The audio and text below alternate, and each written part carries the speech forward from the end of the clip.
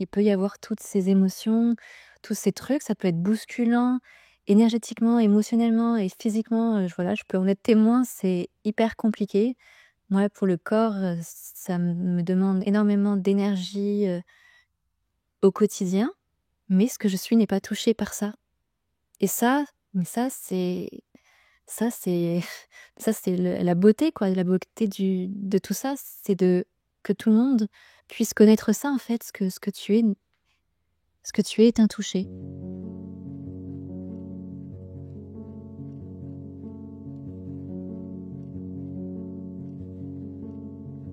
Salut tout le monde, aujourd'hui on fait une vidéo avec ma copine Emmeline. Salut Emmeline. Salut. On a eu envie de faire cette vidéo pour parler du fait que souvent la souffrance, ça peut être un véritable moteur sur le chemin spirituel vers la réalisation du soi. Alors pour ceux qui connaissent pas, la réalisation du soi, c'est réaliser notre véritable nature, ce que l'on est en essence, la véritable paix intérieure. Ce que partagent tous les sages et toutes les voies spirituelles du monde entier. Et en fait, on a envie de faire cette vidéo pour parler de ça parce que Emmeline a vécu une anecdote qui symbolise exactement ça en fait. Comment le fait de souffrir peut nous amener jusqu'à ce retournement de conscience. Du coup, ce que j'aimerais te demander en premier, c'est est-ce que tu peux nous parler de comment t'en es venu à t'intéresser à ce genre d'enseignement et qu'est-ce que t'as pu traverser comme souffrance sur le chemin jusqu'à la réalisation du soi, le basculement? Oui. En fait, je dirais que j'ai pas été attirée par un type d'enseignement particulier ou de voie spirituelle. En fait, ce qui m'a amenée à regarder ces partages, c'est parce que, bah, déjà, toute mon histoire, toute l'histoire, c'était de beaucoup de souffrance, donc il y a un cheminement progressif, voilà, où on dirait qu'il y a eu des guérisons du personnage, tout ça et donc quelque part, il y avait de plus en plus une tranquillité qui se vivait, mais avec quand même, une souffrance sur des problématiques en particulier, qui fait que c'était jamais, tout le temps, bah, cette paix, cette plénitude. Mais je commençais à la goûter de plus en plus, vraiment, comme si, ça m'arrivait très souvent, par exemple, en observant la nature et c'est pour ça que j'ai voulu vivre dans la nature, bah, de sentir cette fusion, avec elle et ce sentiment d'unité et je le vivais comme ça par moments, donc avec la nature, mais je le vivais aussi dans d'autres situations du quotidien, comme par exemple quand je cuisinais et j'avais l'impression il y avait plus que les gestes et qu'il y avait plus du tout Emmeline. Et un jour, je sais plus exactement comment ça s'est passé, mais je suis tombée sur YouTube sur les vidéos de Pierre et Gérald et là, en fait, ça a été vraiment une révélation dans le sens où, en fait, ils parlaient de cette paix que je goûtais, par moments, mais en disant que c'était vraiment ce que nous sommes et à partir de ce moment-là, mais je me suis dit: «Mais attends, ce que je goûtais là, c'est vraiment ce que je suis» et ça a été, ouais, une révélation dans le sens où, bah, ça voulait plus que ça. Ça voulait plus que vivre comme ça parce que c'était tellement goûter cette paix, c'était tellement bon, tellement complet, tellement oui, complet, que je voulais plus que être ça.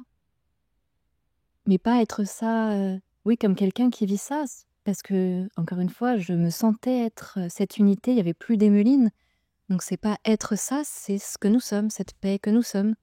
Donc c'est comme ça que j'ai commencé à découvrir, bah, que ça s'appelait réalisation du soi, la présence et cetera, qu'il y avait des mots qui étaient posés sur ce que nous sommes et là, vraiment, du coup, moi, dans ma vie, j'étais, dans cette situation où je pouvais me permettre d'écouter des satsangs tout le temps. Mais ça voulait vraiment que ça. J'écoutais que des satsangs toute la journée, pratiquement. Hem Je me souviens aussi où il y avait le yoga qui m'aidait vraiment aussi à... Mais j'ai pas fait plus de yoga que j'en faisais déjà. Donc c'était vraiment les satsangs, je crois. Et la méditation, oui, c'est les méditations de Pierre et Gérald. Je faisais ça sur l'ashram du cœur. Je faisais les méditations et voilà. Et du coup, j'ai fait ça de façon très intense pendant plusieurs mois. Et voilà, en fait, ça voulait plus que se consacrer à réaliser ça. En fait, il y avait un engouement. Je sais même pas si c'est peut être, si c'est assez fort le mot engouement. C'est comme s'il y avait plus rien d'autre qui m'intéressait que ça. Hmm. Et est-ce que sur le chemin, tu sentais toujours plus de paix intérieure? Est-ce que tu pourrais nous parler de qu'est-ce que tu ressentais? Est-ce qu'il y avait des souffrances en même temps que tu suivais toutes ces choses? Oui, donc ces souffrances dont je parlais tout à l'heure, j'ai remarqué effectivement que c'était plus intense. Et à ce moment-là, je savais pas trop. J'entendais Pierre et Gérard qui disaient, qui parlaient de que depuis ce que nous sommes, ça pouvait être accueilli et transmuté naturellement. Mais j'étais pas assez dans la paix à ce moment-là pour pouvoir laisser ces angoisses complètement prendre la place et se laisser ces énergies me traverser. Je pouvais pas faire ça à ce moment-là. Donc du coup, euh, je me rappelle que Pierre m'avait dit m'avait donné des outils pour vivre ça de plus en plus depuis la paix. Donc c'était effectivement depuis la méditation de se mettre en posture de je reste avec ce qui est là et j'essaye de laisser ça s'accueillir. Et c'est vrai que même si c'est une posture, même si ça part d'une posture où il y a quelqu'un qui laisserait ça s'accueillir, ces émotions, ces réactions émotionnelles, mais ça aide, ça soulage parce qu'effectivement on voit que c'est une énergie qui, si on fait rien et qu'on laisse passer, l'intensité finit par diminuer. Donc ça m'a vraiment bien aidé. Et après, voilà, le fait d'écouter des satsangs, toujours, je commençais à sentir de plus en plus la présence en écoutant des personnes qui elles-mêmes le vivaient, la paix que nous sommes. Et est-ce qu'il y avait autre chose? Ah oui, c'est vrai que moi, je suis pas du tout croyante à une religion, etc. Mais c'est vrai que si je me connectais et encore à Marie ou Jésus, tout de suite, je sens cette présence, cette paix. Et donc, des fois, s'il y avait des angoisses fortes qui remontaient, je me connectais à Marie ou Jésus. Et de suite, je me sentais enveloppée, quoi, enveloppée d'une protection. Donc ça m'a aidée par rapport au fait que, ouais, il y avait des choses qui remontaient assez fortement et que c'était hyper inconfortable, hyper difficile. Ouais, ça a été un des moments les plus souffrants de ma vie, ouais. Hmm. Ouais, c'est intéressant ce que tu dis parce que des fois j'entends des gens dire, il y en a qui suivent ces enseignements-là, ce chemin-là et qui souffrent énormément. Et je comprends qu'on puisse voir ça comme un problème, mais en fait c'est normal. C'est que retourner son regard vers l'intérieur de soi, ça met en lumière tout ce que on voulait pas voir à propos de soi et tout. Et donc, il y a davantage de souffrance qu'avant, souvent. Certains diraient même, avant je souffrais moins. Mais en fait, ça fait partie complètement du processus, quoi. Mais oui, et toi en plus aussi sur le chemin, t'as eu beaucoup de souffrance. Hmm. Ouais, c'est ça, moi, la souffrance, c'est ce qui m'a poussé à me mettre en chemin, on pourrait dire, à me remettre en question, à essayer de trouver des solutions pour aller mieux, etc. Et en même temps, c'est ce qui m'a guidé tout le long du chemin. Enfin, si je peux le dire comme ça. C'est pas que ce soit juste la souffrance qui nous guide, mais c'est que la souffrance que l'on ressent, elle nous montre qu'est-ce qui n'a pas encore été libéré en nous. Et finalement, j'ai envie de dire que le chemin commence ici, quoi, en partant de ce qui semble ne pas aller. Parce que souvent, les gens, ils cherchent la conscience absolue, ils essayent de la trouver, en croyant peut-être que quand ils vont la trouver, il n'y aura plus aucune souffrance, tout va brûler direct. Mais en fait, c'est important de reconnaître ce que l'on est, mais c'est important d'accueillir toute cette souffrance, toutes ces énergies stagnantes en nous qui sont là. Et ça, on peut le faire que depuis cette pure conscience, quoi, depuis cette présence qui accueille tout. Et, et donc, c'est comme si, quand on était perdu dans notre souffrance, le fait de se sentir être quelqu'un de perdu dans ces tourbillons émotionnels et ces tourbillons de pensée, ça faisait aussi partie de la même illusion, quoi. C'est la souffrance de base de se sentir être un personnage séparé du reste. Et donc, c'est pas ce personnage qui doit prendre du recul sur la souffrance et l'accueillir, mais c'est que lui-même fait partie de la souffrance et qu'en tant que la présence que l'on est, qui est vraiment dans le moment présent, dans le fait d'être conscient maintenant, c'est depuis ça qu'on peut observer tout ça et accueillir. Et là, on voit que la souffrance, elle se transforme, elle commence à mieux circuler, puis à se libérer. Et justement, par rapport à ce que tu dis, je trouve que souvent et ici j'étais la première à jeter la pierre sur la souffrance, en avoir marre, au point où on se dit: «Mais ça va jamais s'arrêter en fait, ça va jamais se finir. C'est ça toute notre vie, on va souffrir». Mais justement, c'est grâce à cette souffrance qu'on est amené à connaître l'existence de on n'est pas Pierre, on n'est pas Jacques, on n'est pas Paul, on n'est pas cette personne qui souffre. S'il y avait pas cette souffrance, on serait bien confortablement, on resterait bien confortablement, dans cette illusion qu'on est, ce personnage. Mais c'est pas possible, parce que ce personnage est conditionné, il est faux, c'est pas la vérité à propos de ce que nous sommes. Donc cette souffrance, elle est vraiment, un guide pour nous amener à reconnaître, que notre nature, c'est la paix justement, la paix que l'on cherche en voulant, sortir de la souffrance. Hmm. C'est clair. Ouais, on pourrait dire que c'est comme si l'ombre était au service de la lumière. La souffrance, on peut voir ça comme de l'ombre, comme quelque chose de mal.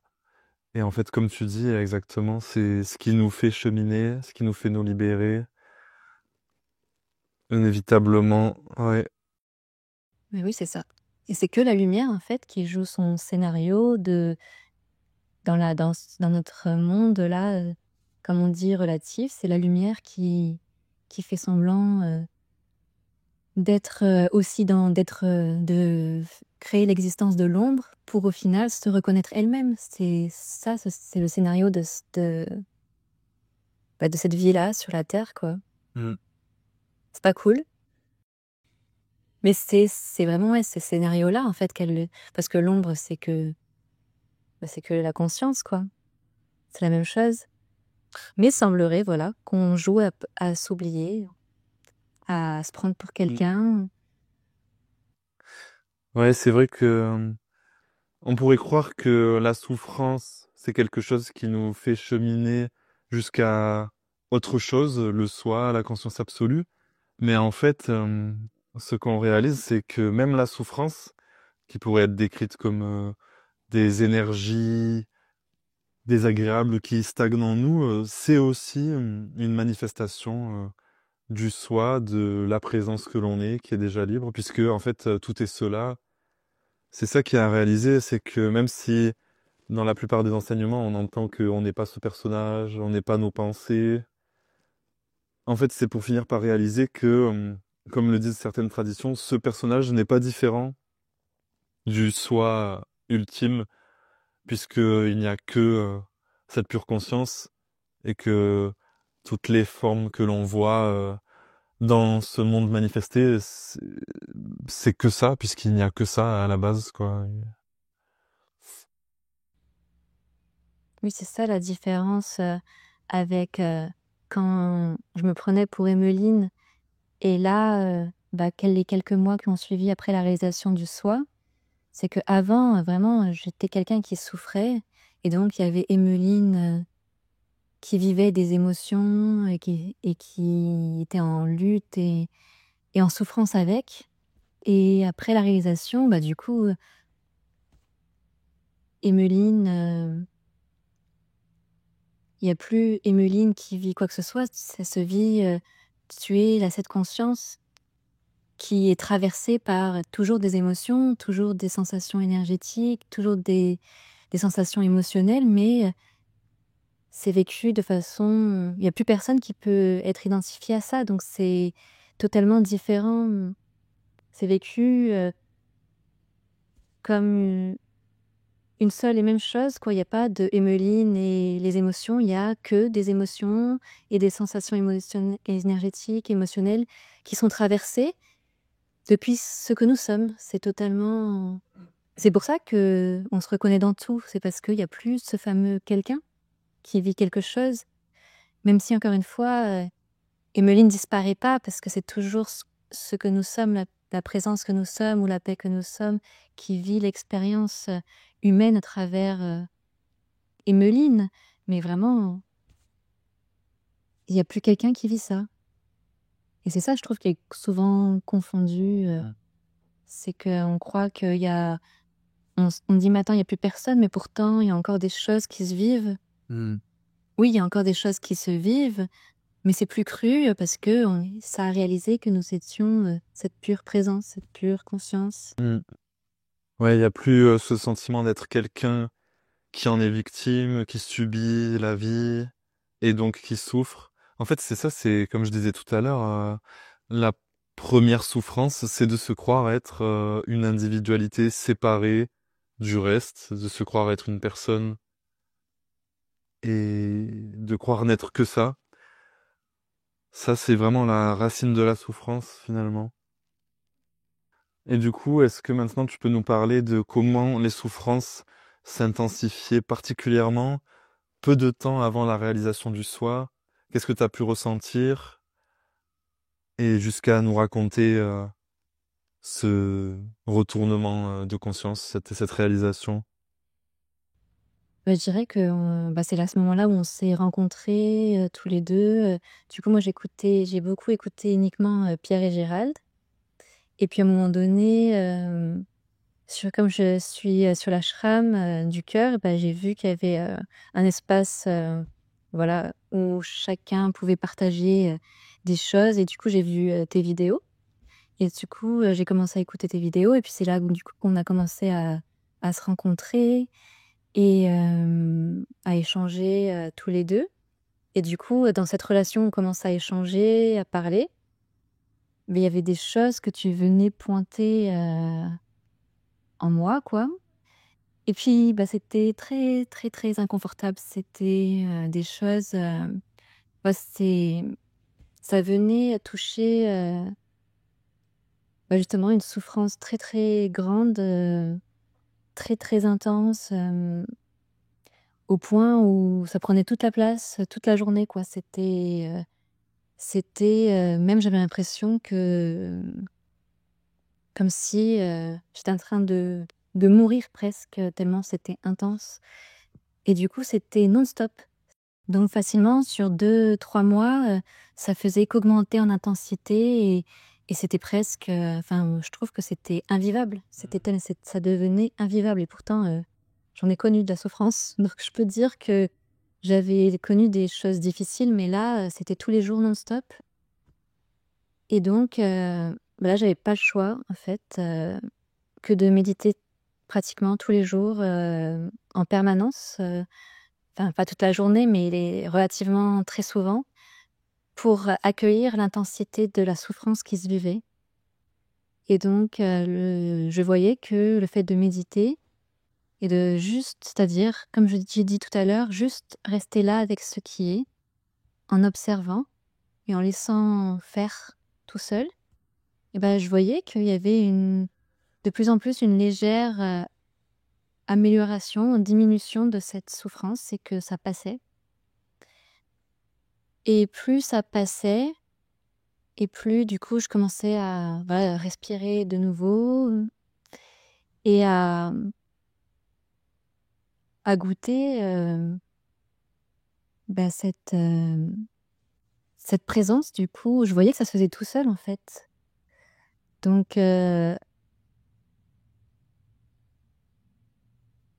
j'ai pu observer que naturellement, il n'y avait pas forcément un besoin de faire pour sortir de la souffrance.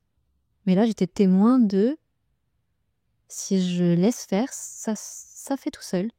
Ça se libère, enfin l'émotion, les sensations, tout ça. D'elle-même, elle s'épure, en fait, ça s'épure. Et c'est ça cette intensité qui augmentait au fur et à mesure des mois, sur cette période de 2-3 mois, qui a fait que, à un moment donné, vu que je méditais presque toute la journée, par période, où la souffrance était présente, et bah, ça me faisait, comme j'ai dit, goûter de plus en plus la paix. Et à un moment donné, j'ai voulu goûter la paix juste comme ça, en méditant, en restant là, dans cette posture de je goûte cette paix, vu que à ce moment-là, c'était pas encore pleinement, c'était pas réalisé, donc je faisais que goûter à travers la méditation. Et du coup, j'étais en posture de méditation, et à un moment donné, il y a une phrase qui me vient, et ça me dit mais attends, est-ce qu'il y a vraiment moi et la paix?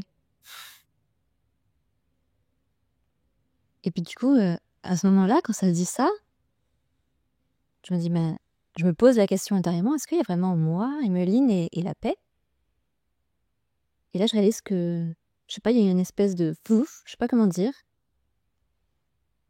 Je me sentais plus que moi, la paix. Hmm. Emmeline avait complètement l'idée d'Emmeline avait complètement, dans le vécu direct, c'était que la paix. Je ressentais plus que la paix, et l'idée d'Emmeline, ça te paraissait totalement absurde qu'il y avait moi, Emmeline et la paix, s'il y avait plus que moi, la paix, Hmm. que moi, avec un grand M, quoi, que moi, la paix, ce que je suis, la paix, ce que je suis est la paix. Et je me rappelle, j'ai ouvert les yeux, et quand j'ai ouvert les yeux, mais en fait, je voyais plus que, enfin, je sais pas, c'était hyper fort comme sentiment. C'était vraiment, en fait, je voyais l'unité partout. Je voyais plus que, oui, que l'unité partout, comme ce que je disais au début dans la vidéo, enfin dans le début de notre conversation, où je disais je voyais la paix, ce sentiment d'unité, je le voyais que quand je regardais la nature. Mais là, c'était vraiment vécu partout où mon regard se posait, quoi. Et, et à ce moment-là aussi, je me rappelle que ça me paraissait vraiment incroyable, ou que ça ait pu être autrement que comme cette paix que je vivais. Hmm. Mais que tu as pu vivre autre chose que ça avant, il semblerait. Oui, c'est ça. Tellement que ce que je suis, ce que j'étais, était vécu, et qu'il y a eu cette révélation, je me disais: «Mais comment ça a pu être à un moment donné autrement que ça?» Ouais, c'est fou. Et voilà. À partir de ce moment-là, ça a été, ouais, ça a pas, enfin là, ça a été, ouais, c'est fou, quoi, de voir que Emmeline n'a jamais été ce que j'étais, de se vivre en tant que cette pureté, ce regard toujours pur, toujours neuf, toujours neutre sur les choses, qu'il n'y a jamais eu d'Emmeline, en fait. Bah, c'est comme un renouveau permanent, ou c'est comme, oui, un regard neuf permanent, et se vivre comme ça, bah, ouais, sur le coup, c'était incroyable, mais comme si aussi c'était évident que ça a toujours été comme ça. Mm. Alors que non, vu que avant il y avait, je me prenais vraiment pour Emmeline. Eh oui. C'est ça un peu la croyance qui engendre toutes les autres, celle de croire être juste une personne. Mais c'est intéressant ce que tu dis, ça me rappelle ce qu'il disait Muji, parce que souvent les gens, ils essayent de goûter la paix, de goûter la présence. Et Muji, des fois, dans ses méditations guidées, il disait à quelle distance de toi est cette paix? Et parce que c'est une illusion de se croire être quelqu'un qui goûte la paix. Et même, c'est comme il disait Pierre Le Guillemet, c'est plus l'inverse au bout d'un moment, c'est que tu sens que tu es la paix qui goûte le personnage et ses crispations. Voilà, on sent ce corps qui est ici, ses contours, etc. C'est comme si ça s'inversait avec cette réalisation du soi. Et sinon, ce que je trouve super intéressant, c'est que ce que tu as pu ressentir comme souffrance par rapport à moi, je sais que moi, dans cette période, j'avais pas conscience d'à quel point tu souffrais vraiment. Et spontanément, au lieu d'être rassurant, et ben en même temps, on était à distance, donc je voyais pas vraiment ce qui se passait. Mais spontanément, c'est comme si on s'avait laissé faire ça, voire même comme si ça avait alimenté ta souffrance sans faire exprès. Et là, on pourrait juger que c'est vraiment une très mauvaise attitude. Mais d'ailleurs, j'ai pas de souci avec le fait de juger certains comportements et tout, c'est clair. Mais en fin de compte, on se rend compte que après cette expérience, il y a eu ce basculement. Alors, je dis pas que il faut banaliser le fait d'avoir des comportements inappropriés et tout, parce que ben, de toute façon, la souffrance, c'est OK, alors on peut faire n'importe quoi. Je dis juste que là, spontanément, ça s'est passé comme ça. Et finalement, il y a eu réalisation du soi. Et donc, ça montre bien que tout est à sa place, tout est parfait. Donc, à la fois, bien sûr, on va jamais dire que ce qu'on juge de mal, c'est OK, il faut laisser faire. Je veux dire, il y en a dans des relations qui peuvent avoir des comportements très toxiques. On va pas dire que c'est OK. Mais dans l'absolu, en passant par ces expériences-là, eh ben, ça va vers la réalisation du soi, comme tout ce qu'on peut vivre, ça va vers ça. Et donc, ça me rappelle encore une fois les gens qui pourraient se dire, mais les enseignements spirituels, la non-dualité, ça fait du mal aux gens. Mais en fait, ça fait pas que du mal, c'est que ça fait remonter des souffrances, mais ça va vers la libération. Et ça, je sais pas si beaucoup de personnes parlent de ça, du fait que même quand on est déçu par un enseignant, ça fait partie aussi du chemin, c'est pas un frein, bien au contraire. Et il y a même des gens qui réalisent le soi auprès de maîtres qui, eux, n'ont pas vraiment réalisé ça. C'est dire à quel point tout est à sa place, tout est bien imbriqué. Bah oui, s'il y a que cette intelligence qui, qui fait, on dirait, des scénarios. Et il y a que un mental qui peut juger c'est bien, c'est pas bien, c'est ci ou ça. Mais en vrai, sur un plan sur un plan, bah, le plan divin ou le plan du soi, ou voilà, c'est toujours pour venir à chaque fois repointer vers ce que nous sommes à un moment donné. Et c'est pour ça qu'on parle de cheminement, mais en soi, tout est toujours parfait parce qu'il n'y a toujours que cette grande intelligence à l'œuvre, même si on peut croire le contraire, mais en fait, c'est toujours le soi qui œuvre partout, par tous les biais, par tous les moyens. Mm. Et moi, je me rappelle aussi, par rapport à la souffrance, quand ça devenait de plus en plus intense, ce que j'ai adoré et ce que là, ce qui se vit aussi quand ça s'épure encore, qu'il y a des choses, des melines qui remontent. Ce que j'ai adoré dans...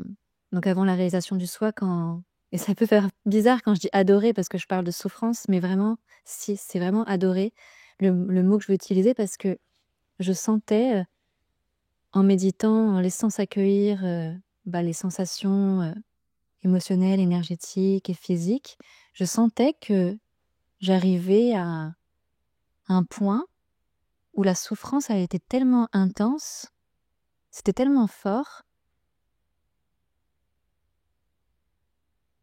et ça arrivait à un point où je sentais qu'il n'y avait rien qui se passait.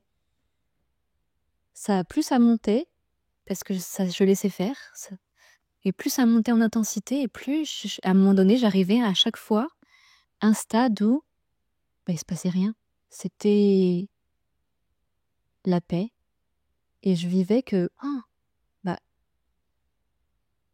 même cette intensité-là, à un moment donné, elle peut pas toucher l'être-té que je suis. Et quand tu vis ça, tu te rends compte qu'il peut arriver n'importe quoi en fait, mais l'être que tu es, le soi que tu es, ce que nous sommes en vérité, est intouché. Et quand j'ai goûté à ça justement avec ces souffrances, en fait, tu, tu, tu sens que tu risques rien. Tu risques rien et tu te vis en tant que c'est cela, soi qui est intouché, quoi, qui est toujours équanime. Et donc là, quand il y a cette épuration maintenant qui continue de se faire, il y a un côté difficile dans l'intensité de ce qui remonte, mais il y a un côté très joyeux parce que ça goûte que il peut se passer n'importe quoi, vraiment. Et c'est ça la paix. Il peut se passer n'importe quoi, ce que je suis n'est pas touché. Vraiment, c'est la paix quand même. Il peut y avoir toutes ces émotions, tous ces trucs, ça peut être bousculant, énergétiquement, émotionnellement et physiquement. Je peux en être témoin, c'est hyper compliqué. Moi, pour le corps, ça me demande énormément d'énergie au quotidien. Mais ce que je suis n'est pas touché par ça. Et ça, c'est la beauté, quoi. La beauté de tout ça, c'est que tout le monde puisse connaître ça, en fait, ce que tu es est intouché. Et ça se vit tout le temps, en fait. Ça se vit tout le temps. On est toujours dans cette paix, cette complétude. C'est ça ce qu'on est. C'est avant toutes ces manifestations, avant toutes ces souffrances, avant tous ces états qu'on peut connaître et au quotidien, et quand ça joue quand même à se raconter des histoires, à être en conflit avec l'autre, à être en colère, ça pourra jamais vraiment être pris au sérieux, ça pourra jamais vraiment être cru parce que ce qu'on est, c'est intouché par tout ça. Et ça, c'est vraiment ce que je souhaite vraiment à tout le monde, de se reconnaître, de vivre. Évidemment que ça joue à ça, que ça veut se reconnaître parce que c'est vraiment ça, ce qu'on est. Ouais, ça me rappelle la question qu'il y a dans certaines traditions du qui suis-je. C'est ça qui est hyper important, c'est que quand on croit être juste la personne, on souffre, on se sent séparé, on se sent mortel, on se sent en danger. Et quand on ne croit plus être ça, et qu'on réalise qu'on est cette présence qui est absolument tout, effectivement, on réalise que ce qu'on peut appeler la souffrance, c'est des énergies qui dansent en nous et qui ne nous touchent jamais puisqu'on est la présence intouchée. Et que tous ces ressentis-là, ils ne peuvent toucher que d'autres ressentis. Le ressenti d'être quelqu'un, ça fait partie de la même illusion, comme je disais. Ouais.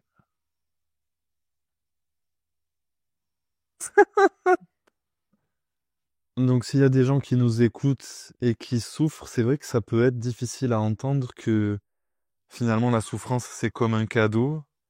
Ça nous ramène à ce que l'on est vraiment, à la libération, à la paix. Parce que je sais que moi-même, quand je souffrais, je sais pas si je pouvais trop entendre ça, parce que c'était très intense, mais vraiment, ça ne fait que passer, ouais, même si la souffrance peut être très intense, elle ne fait que passer comme tout. Et donc, toutes les périodes que l'on peut vivre comme étant difficiles et tout, c'est qu'une passade toujours. D'autant plus quand on revient à notre véritable nature. Et, euh, et du coup, ouais, je dirais que la souffrance est vraiment le moteur. Parce qu'ici, il y a vraiment eu, j'ai l'impression qu'il y a eu 30 ans de souffrance. Vraiment, j'exagère, mais au moins 15-20 ans de souffrance. Et si je dézoome et que je regarde cette vie-là de souffrance, ben, ça a été le moteur pour amener à se reconnaître, en fait. Et déjà avant, je pensais à chaque fois que ça souffrait, ça a enclenché un travail intérieur d'introspection et donc de libération. Donc c'était toujours du personnage, mais ça amenait toujours vers un mieux-être. Donc j'aurais jamais rien changé dans la vie d'Emmeline parce que à chaque fois c'était toujours pour du mieux. C'était toujours mieux qu'avant parce qu'il y avait ce cheminement intérieur, ce nettoyage intérieur qui se faisait jusqu'à ce que ça amène à l'aboutissement de toutes ces souffrances, ça amène à reconnaître, à se reconnaître en fait.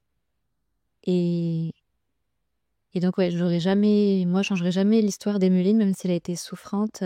Si ça, mon Dieu, c'est vraiment ça. J'ai ce regard, ce recul qui permet de voir que chaque étape a amené à aujourd'hui. Donc, donc à cette libération finale qui est de vivre, de se vivre en tant que la paix que nous sommes. Hmm. Et certains disent qu'après la réalisation, il y a encore de la souffrance, mais moi je dirais plus qu'après la réalisation de notre véritable nature, il peut y avoir encore des tensions intérieures, des douleurs émotionnelles, on pourrait dire, ou même des douleurs physiques si jamais on a un problème au niveau du corps ou quoi.